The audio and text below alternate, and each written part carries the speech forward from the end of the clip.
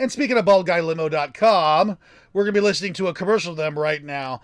When we come back, we're going to sit down with a wonderful interview with Rudy of the Urban-Aboriginal. We'll see you on the other side. Everyone in Portland has been talking about the treatment and service of baldguylimo.com. Yep, funny sounding name, but it's easy to market. That's baldguylimo.com. Awards have been given for service and the reviews are in, and we have been chosen as the finest limousine service in the Portland, Oregon area. Sit back in your seat and enjoy some complimentary beer or wine while your driver takes you safely to your destination. We have literally driven from Portland to Seattle, Medford, and everywhere in between. Your comfort and your safety is our top priority. You won't need to worry about getting to your destination. baldguylimo.com. That's baldguylimo.com.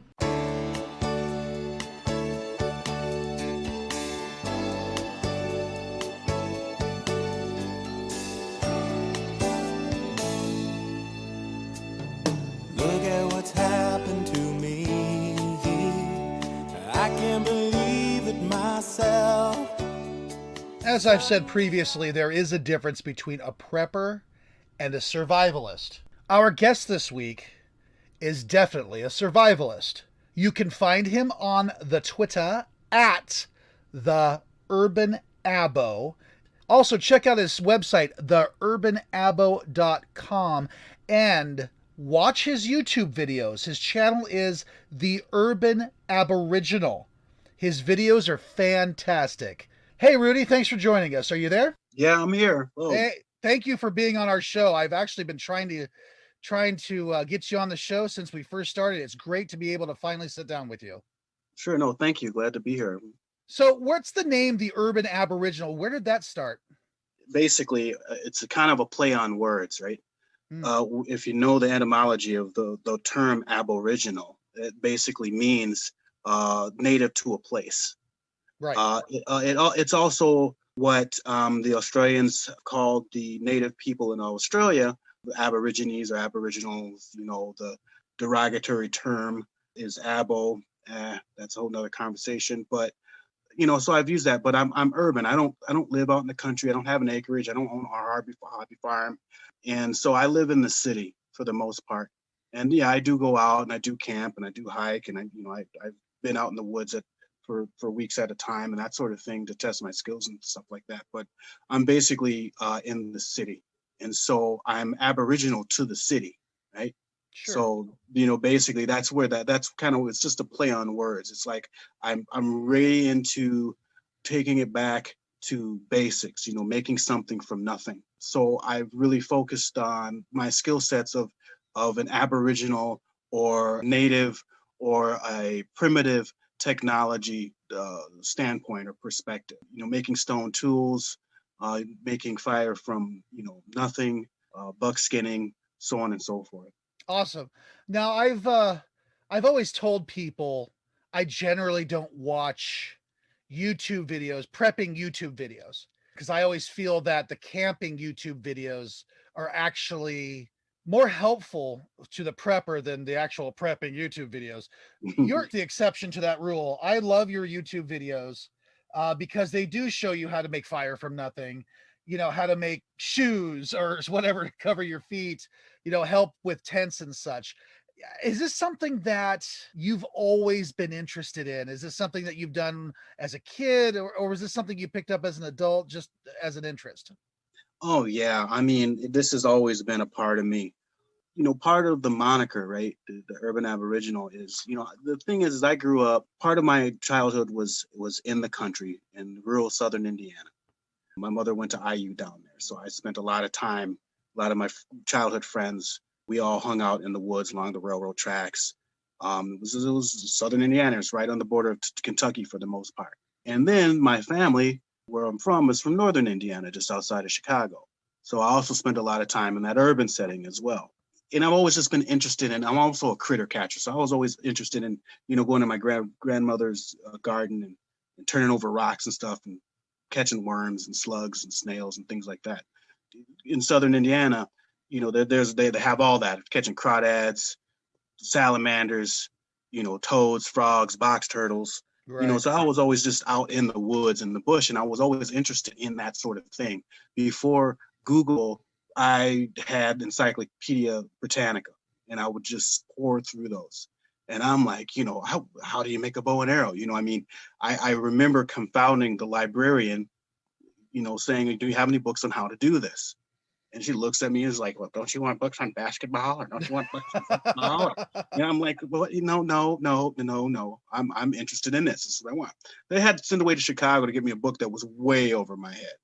Nowadays we got a plethora of books and videos on how to make a bow from scratch. That was really my interest. Making slings. Just being a country kid. Basically, I was a country boy, so we just out there. We'd stay out all day. I would call myself a free range kid.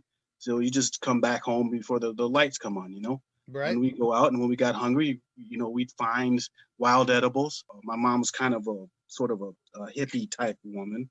So we worked at co-ops and things like that. And so we'd volunteer rather at co-ops and things. And so I would recognize certain plants that I would see that were organically grown in these co-ops on the landscape. I'd be like, oh, this looks like chives or green onions. Let me pinch it off and smell it. Oh, it is onion. Oh, what are these red dots? Oh, these are strawberries. There was just wild edibles just growing everywhere. So it just was part of my upbringing. Fast forward to teenage years, we moved to Minnesota, and I'm heavily into the martial arts. So I'm also a martial artist since I was 8.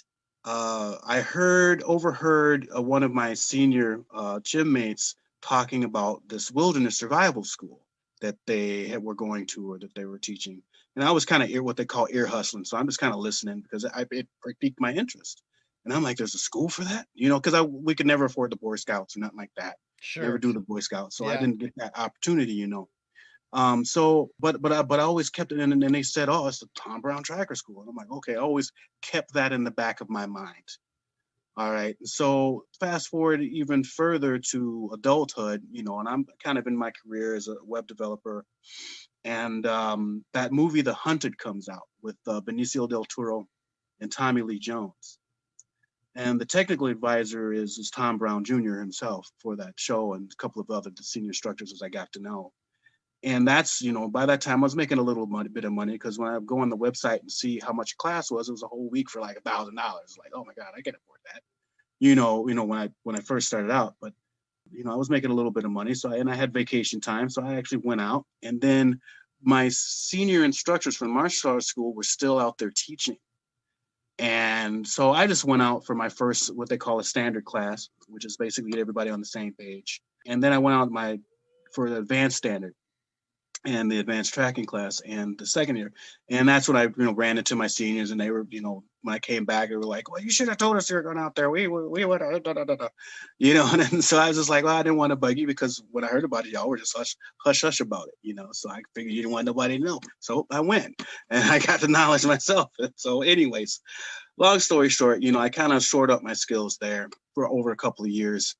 And then when I was married, we had a house that a squirrel got into the fireplace, had a nice finished basement with a bar and a working fireplace, and a squirrel ended up getting into the basement.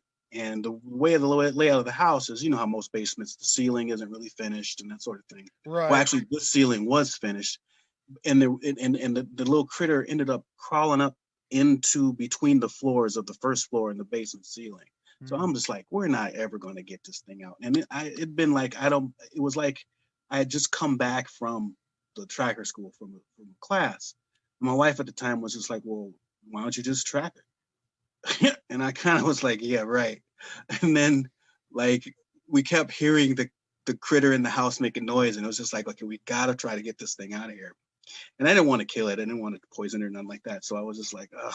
So, okay, fine. I'll go ahead and make a trap. And I made a Paiute trap out of a old wine box. So it was a live capture.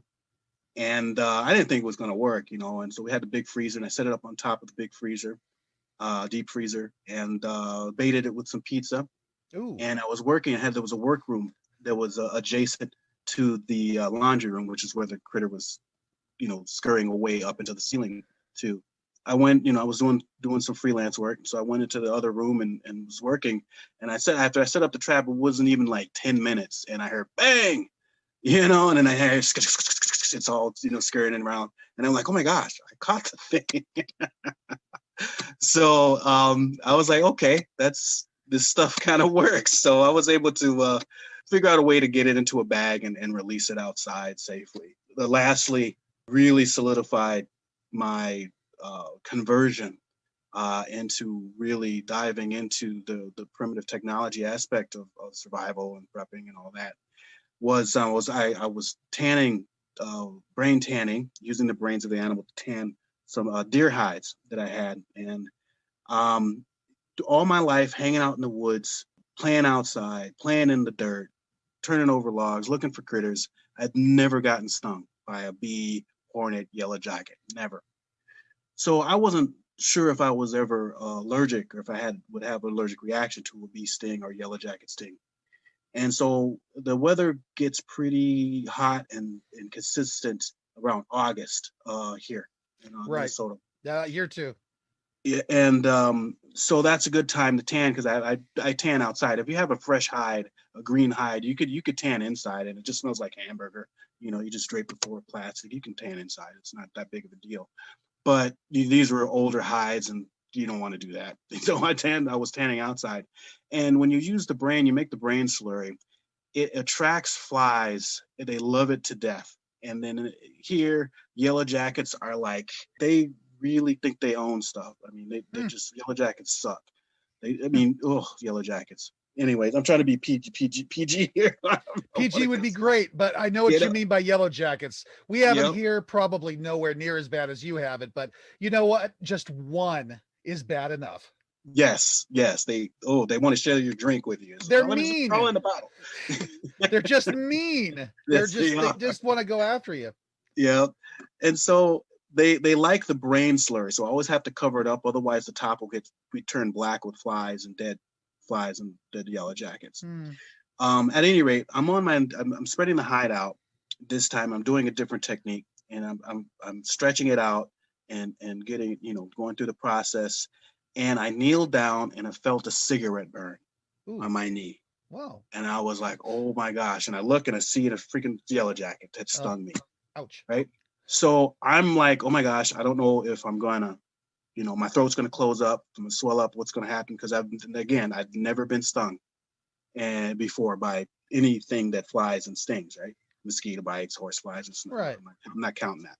So I go wait. My knees throb, and I go wait by the phone. I'm just going to see if I'm start feeling this, and I'm going to call 911 on myself, paramedics, and nothing really happened. So I was good. And then my knee's still hurting. So I'm just like, I remember plantain or Plantago major or Plantago species. It's Plantago lanceolata and Plantago major. It's a low growing plant. Anybody that has a bottle of Roundup, those people that hate them quote unquote weeds, there should be a picture of it if you're not quite sure what it looks like. I'm not talking about the banana, I'm talking about the low laying plant. I made a spit poultice of it. I chewed it up and I put it on my sting, and instantly, the pain was gone. Oh, wow. Yeah. And I was just like, oh, this stuff really works. And I'm like, oh, it really just was an epiphany. And so I was I just dove in really heads first. That's funny. That's really cool that it worked. I remember, I haven't been stung since I was a little boy, but I remember getting stung by a bee and going home crying because I was a little boy. I'd probably still cry. And my sister, she pulled the stinger out and she made some kind of something with water and baking soda. Right. And put it on there. She's like, "Oh, suck the poison out." And it didn't do anything for the pain. It still hurt. Mm-hmm. And of course it still bumped and raised and red and all that, no matter what. I don't even know if it did anything. But I just remember, it hurting like hell because, I was a kid and that's all you remember. Right. But that's really neat that you were able to do that, and it got rid of the pain instantly. Yeah, that it was like instantaneously. It was as soon as I put it on there, it like just drew the venom out and stopped the pain, and there was no swelling. and was pretty much it. I mean, and I've got tons and tons of stories. I was at a martial arts camp, and these guys had, we were in the cabin, doing some, I think, taking a break actually, and these young men come running into our cabin because they had bothered a yellow jacket nest. Again, yellow jackets, and they nest in the ground, and they disturbed the nest, and they were chasing, so they ran in. So a few of them came in. A few of the yellow jackets came in with one of them. One guy had a couple of yellow jackets on him, so we brushed them off. And I had brought my salve. I make a salve out of yarrow and plantain. It's kind of an all-purpose salve, and I just slathered their bodies with it, and that really helped them. So I'm glad I had that there. So these skills definitely come in handy, Yeah. for sure, for Yeah. sure. Oh, absolutely. I've enjoyed watching a lot of your videos. One of which I was watching last night, as a matter of fact, was you making a bow and arrow. Ah, And I'll tell you something, man. I'm about as handy as a blind hedgehog. And I really don't think I could actually build something that quote unquote complicated, or put something together like that that's that complicated. But I really have enjoyed watching your videos, and they're really great for the survivalist. One of the things that I've always told people is they need to realize the majority of the people in America live in the city or suburbs at least. Having some survival skills out in the woods is something that's good for you if in an SHTF situation. It's yep, not just a matter of having a bunch of water and freeze dried food. I mean, that's important, but having some basic, and I'm talking about basic. I'm not saying you need to have the knowledge of a Native American in the movies of where you can go track bobcats or something, but you hmm, need to have some kind of knowledge onto how to do things that our great grandparents used to do. You know, yeah, 100, 150 years ago, after the Civil War, at least, people started moving from the country into the cities, mainly for protection from bear and better work opportunities and such. But we've sort of lost something going from going from the country into the city itself. And now if you get into a situation where, let's say, the power goes down for 3 days like it did in New York, what was that, 10, hmm, 15 years ago, you're kind of like completely lost, aren't you? yeah. Many people are. Many people are. My girlfriend now. She looks like, oh, this is fun for you, isn't it? When the lights, because we have storms here sometimes, and the power goes out, and I'm like, awesome. I get to pull out the stuff. You know, she goes, this is fun for you. So I'm like, well, yes, it is. But growing up, I mean, growing up poor, growing up broke. I mean, that's the other thing too. It's very similar to how many of our great grandparents went through the Great Depression, right? So you Right. learn to extend food. You learn to make substitutions with food if you're making something and you don't have the ingredients for it. You learn to mend your own clothes. You learn just basic life, to them, were basic life skills that didn't really cost you anything. If anything, it saved you money because there was no money to be had back then. And then even growing up, that's just what I was taught. I mean, even I'd see something I wanted in the store, we couldn't afford it, but my aunt was a seamstress, and she let me play with her in her sewing room. So I can handle a sewing machine a little bit. I can handle a needle and thread. So I learned to be able to deconstruct things and make them for myself. So it's about self sufficiency, I think, and the need and desire to wanting to be self sufficient. And yeah, the lights go out. The lights, when you anybody that does primitive camping, that's just it's the same thing. And I implore people to do that from time to time. Even practice, at least just over the weekend, at least one day, just try to see what happens if you don't use water. Just see what happens if you don't turn on the lights. You know, and usually, how many candles do you need? Are your batteries up to date? Do you have the lanterns? So on and so forth. Pull out your solar gear, give that a try. So practice is important. Get that dirt time, as they say, before you Awesome. need it. Comics and science fiction were a great inspiration for, learning these primitive skills and having these skills, right? Because we had Craven the Hunter. And I'm Right. more of a Marvel guy, right? So am You I. know, Yeah. and he could track and he could sit still for hours, and I'm just like, okay, that's cool, because I always gravitated towards the superheroes who could be more possible in real life. That was interesting to me, and let's jump to everybody's favorite, Wolverine. Wolverine, at the tracker school, there's a thing called deer smacking, right? Because they teach you how to blend in using natural camouflage, and that's something you got to see. Trust me. Ghillie suits that the military has, that's really close. But let's say you don't have a ghillie suit or you don't know how to make one, using natural materials from the resources from the earth, knowing the landscape, knowing the dead spaces. I'm sure there's been many a conversation that's been overheard that nobody knew that somebody was there because they were that camouflaged. So at any rate, there's a segment in one of the comics where Aurora or Storm got pissed at Logan or Wolverine because he said he's leaving the X Mansion, going to go hunting. And Aurora, who's she's a weather mutant, she's just like, what? She's just gonna go and kill innocent beings? And Wolverine's like, no, my idea of hunting is being able to sneak up on a skittish doe and touch her ear. And so they cut to the next panel, and that's exactly what he's doing. Well, at the tracker school, kind of like a thing, because what you're taught is how to move on the landscape and in the wilderness very quietly. And if anything, you're going to make noise, but the noise that you make blends in with the symphony of the forest, so that it doesn't upset what's called the concentric rings of nature. Their birds are going to be your tattletales. If you can get past the birds, you're good. And so that's why when people go trouncing around in the forest, they say, I didn't see anything. I don't see it. Well, it's because, it's kind of like Dune, right? The thumpers that attract the worms, right? If you're going doom, doom, doom, you're scaring away, blue jays are snake, snake, snake, and all the birds, they're going to let anything else know that you're coming.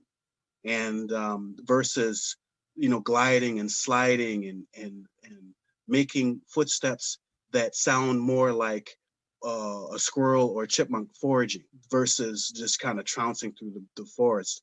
And so, yeah, I've gotten pretty close to deer myself, just doing that, because you don't sound like a human to them. They're used to the way humans are, and you get pretty close to them, let alone sneak up on them. And apparently, there's stories of people being able to do that sort of thing, stalking and that. But I when they told me that at the school, I remembered that part from Wolverine from the X-Men, and I was like, I wonder if the writer has anything to do with the school, because that's pretty cool. As you're telling that story, I'm sort of flashing back to this YouTube video I watched not even a week ago, of someone was recording outside with some device when the ceasefire happened in World War One. So all you're hearing is boom, boom, boom from both sides, cannons and gunshots and so on and so forth. Then at a certain time, both sides say, okay, no more. And all of a sudden it just gets quiet. And about 15 seconds later, you start hearing birds chirping. Right. Just out of the blue. And it just literally you just have a moment from, destruction to, the bird's going, oh, everything's normal again. I'm looking at your website and I see 3, it looks like DVDs. Yeah. Everything from Get Brain Tan Buckskin and Fire by Friction video combo and others as well. Let's talk a little bit about these, and let's what are these about? Well, the the Brain Tan Buckskin one is just me, I guess, trying to make a buck. That's how we get that term buck, by the way, is that you would trade deer hides for different goods and things like that. So it'd be like, how much is this rifle? Oh, that'll be $50. $50 skins. I did not know that. Yeah, that's one way that's told. The other thing is also the process of turning the rawhide into suede wet scrape method, which is the different method. process in there called bucking. Either way, it's buckskin, but that's when you want to trade a rifle for 50 or $100. So yeah. Anyways, yeah, it's something I really got into. I had a house to tan in, because it's very difficult to do that in an apartment without Yep. people get tripping out, wigging out. At any rate, yeah, I would go out from time to time in bag one. But for the most part, I don't go hunting all the time. It's expensive and you got to know people and things like that. But I would get hides for habitat as well. And so I would get a bunch of hides, like 10 hides for a season. And once the weather hit solid, I would just start tanning. And I got it to process where I could tan 2 in a weekend. And I'm using the dry scrape method, which and using and if you don't have the brains of the animals, you can go to the grocery store and you can get pork brains. Or if your regular grocery store doesn't have it, then a lot of Latino stores will have pork brains as well. They're like $2 or a quart. Yeah, they're real cheap. But the oils, the fine oils in the brain matter, when you really force it through the fibers of the dermis of the rawhide, once you've defleshed it and dehaired it, is what, when you stretch it dry, and you have to stretch it until it dries, is what gives you this really nice and just luxurious suede feeling, soft feeling. Anybody that knows brain tan books, anybody that does rendezvous and that sort of thing, you know what I'm talking about. And so this was just me kind of cataloging my method of brain tanning in an urban setting and you're out of your house. The fire by friction was just sort of at a whim. I'd go out and I'd practice I use Sundays to kind of, commune with the earth and the planet and that. And I'd either go out hiking or I'd go camping or something, or I'd just practice in my backyard. And so I'd practice fire making, and I just on a whim just decided to say, okay, let me film this. I'm getting pretty consistent with it, because you do need to practice with those people that have practiced road drill. If you're not getting it, keep at it. There's lots of tips. My DVD kind of explains kind of the pitfalls and things to look out for. It's a lot of downward pressure. You got to, you want to use kind of medium grade woods. I also show how to, if you don't have a flat board, how to overcome that challenge, because you may not have a blade to split to make your fireboard and your handhold and such. And so that was just on a whim. I just wanted to put that together and just put it out there and, see if people are interested. So just little projects. And again, I'm a graphic designer, so everything is done from scratch. So. Well, that's fantastic. I actually have a hobby of just making stupid YouTube videos. My family and I will get in the motorhome occasionally and take a camping trip somewhere. And I usually film most of it like home movies. And then when I come home, I edit those home movies, to look like something like, Rick Steves' Europe. And so you can, if you're interested, you can see me on YouTube. Just type in Dave's Family RV, and you can see the vacation that we took for the entire month of August, practically this past summer, the summer of 2020. Nice. We went all over the state, and it was had a lot of fun. I always push that because I'm just really vain. I want people to watch. One of the things you have is Fire by Friction here, this DVD you have on your website. And this is something that is everyone should know, regardless of where they live. They should know how to start a fire, because that's going to keep you warm and that could save your life. I kind of cheat and I kind of stocked up on lighter fluid. And I just have a bunch of it in my motorhome, which is, by the way, it's very easy to start a fire with lighter fluid. But lighter fluid, by the way, is also something in an SHTF situation you can barter with. Yeah. So you can get yourself something that you might possibly need if you have the ability to barter with some lighter fluid. But you literally start fire with nothing, don't you? Correct. Yes. Yeah. And that's the challenge. What's the best way of doing that? There is no best way to do it. I mean, I'm just going to be honest. I mean, I think the scenario that we were given oftentimes is, you're in winter time, you're out and about hiking around with a friend or someone, and they fall through the ice. You're able to get them out, and you're wet. They're going into hypothermic shock, Right. and you got to try to get fire in the snow or in less than optimal conditions, probably at dusk or at dark. So, you know, there's these different scenarios that one has to try and overcome when you are putting in your dirt time for this. So it's not easy. Now, the bow drill is a mechanical way of fire by friction that is a little easier because you're using a mechanism, the bow and the spindle and the handhold and a fireboard versus the hand drill, which is a lot more simpler, but it takes a lot more skill and calluses, okay, because you're using your hands to do it. And there's other variations that you may not need to put as much callus on your hands, but I'm looking from a worst case scenario where I just don't have optimal Sure. things. I got wood and that's about it, and Sure. some materials to make tinder out of. So, no, there's no best way fire by friction. However, once you get your first spark and once you are able to blow that to flame, it is the most empowering feeling ever. And it's also primal. You just feel it as a human being. You go back to a millennia of Hmm. ancestry, of having that ability to control or create fire at will with from nothing off of the landscape. I wouldn't say necessarily from nothing, but off of the landscape per se. Hmm. So it's just dirt time. It's what we call it. You just got to get in there and you got to just spend. Well, I would end up doing is say, I'm just going to practice for an hour. And when I first started, I'm just going to practice for an hour, and I wouldn't get it. I'd get a lot of smoke, but I Right. wouldn't get it.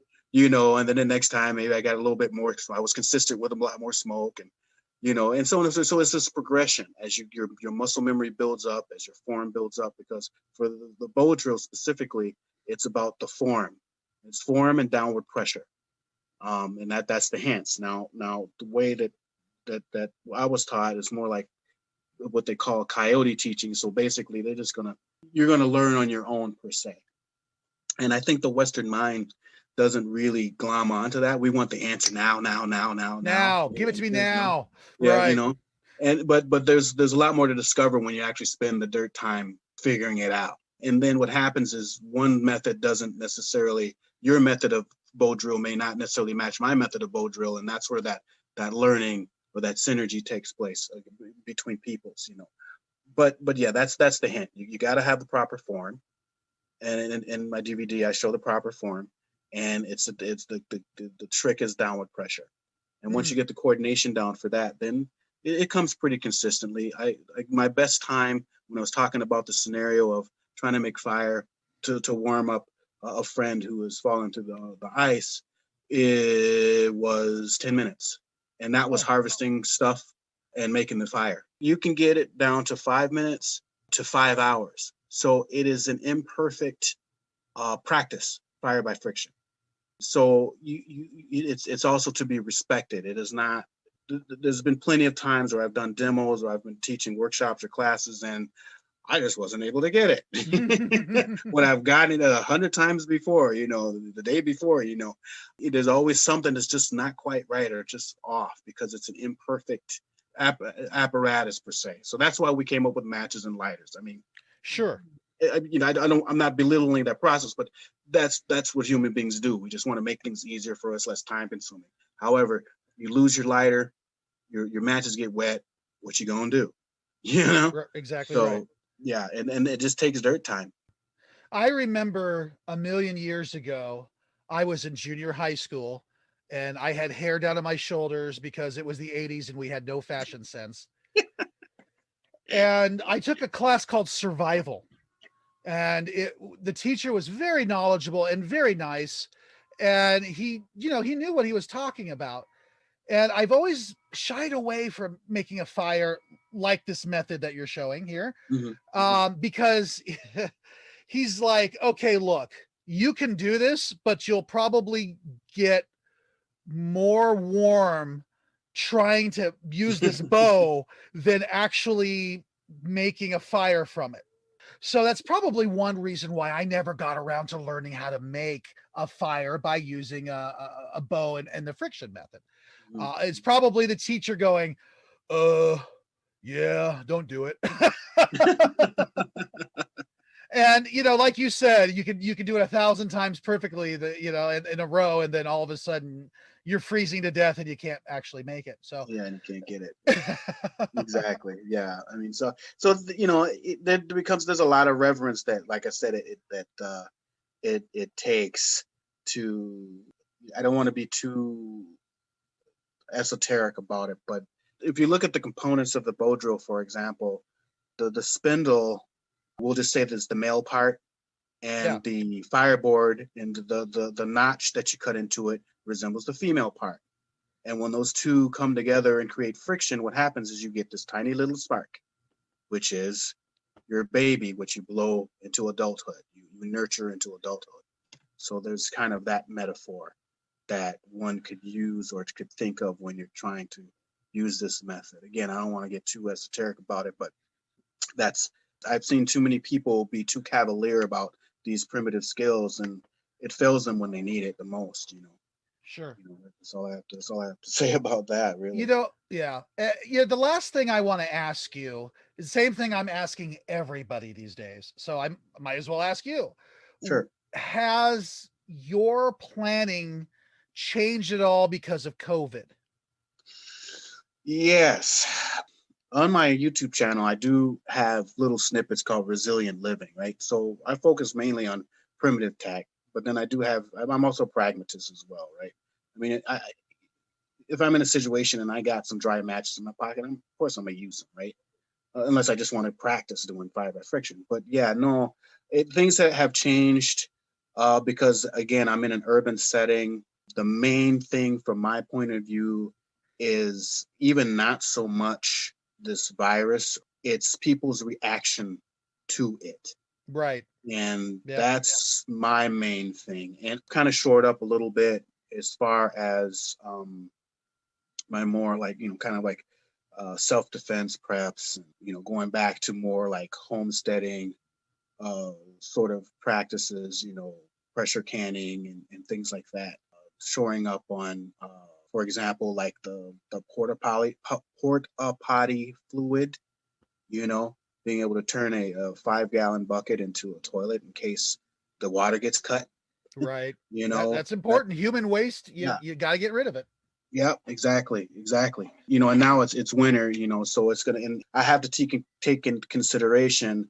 I've got women folk as part of my purview, and one is kind of young, and she's got some skills. I work with her a little bit, but I don't have her all the time, so I can't inundate her as much as I'd like to. And the other is kind of an urban. She's a survivor of the Kobe earthquake in Japan back in '95, I Oh believe. my Or goodness. no, yeah, '95. Yeah.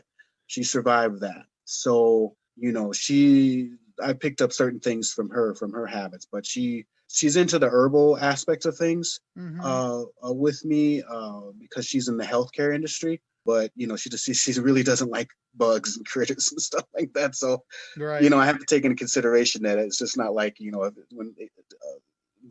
SHTF hits, it's just like we're just gonna bug out to the bush. It's like it's just not gonna work. Yeah. From her. So yeah, my plans have changed a little bit. That's part of the fun. That's part of the challenge.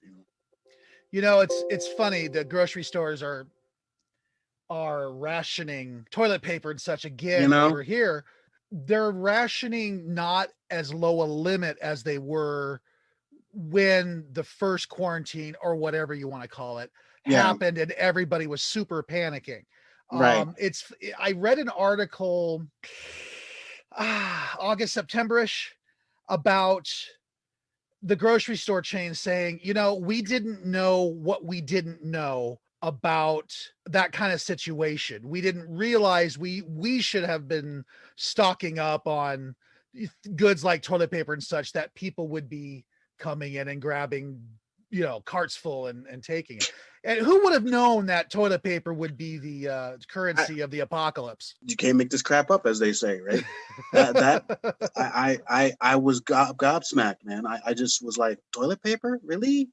And Yeah. I'm like, and I actually went on ahead in response to that, made a video on actually how to make paper. It's not toilet paper, it ain't gonna be Charmony soft, but missed the boat on a pallet of toilet paper because somebody bought it out, then you're not totally stuck. And one has to think, what did we used to do before paper products, right?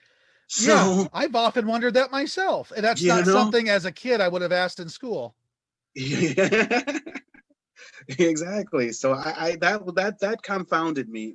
When this all hit, we actually, girlfriend and I happened to be actually in Japan visiting her mother when all this was going on. So I got a perspective from when this all first hit back in January last year, about a year ago, as a matter of fact, and then coming back. The Japanese, they have disasters all the time, and they had Fukushima, they had the Kobe quake, like I mentioned, they have earthquakes all the time, Yeah. landslides, so on and so forth. Now mind you, they can't quote unquote social distance. There's no space. Right. There's a very, very high population density in a small area. Fact check me on this if they want to, but the quote unquote deaths related to the virus per capita, per the population density, and the population of Japan is extremely low, right? And they can't social distance. Trust me, you just don't. There's no space in Japan for that kind of thing. At any rate, I have a totally different perspective on that, and just and how we responded to it. Right, we have gotten so far removed and comfortable.